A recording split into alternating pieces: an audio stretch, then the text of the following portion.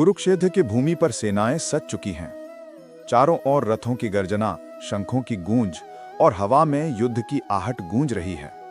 दुर्योधन अब भी अपने गुरु द्रोणाचार्य के पास खड़ा है और पांडवों की सेना के बलशाली योद्धाओं का परिचय दे रहा है।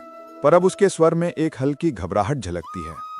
युधामन्युश्च विक्रांता उत्तमौजाश्च वीर्यवान सौभद्रो द्रौपदेयाश्च सर्व एव महारथाः।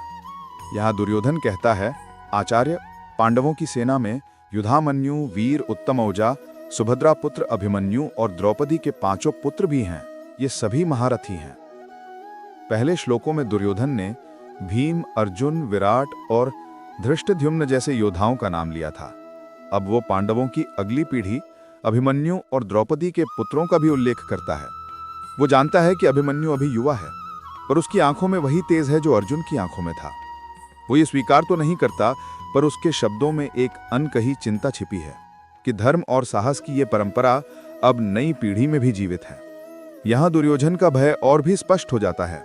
वो बार बार महारथाः शब्द का प्रयोग करता है, मानो खुद को विश्वास दिलाने की कोशिश कर रहा हो कि उसे सामने वालों से डर नहीं है।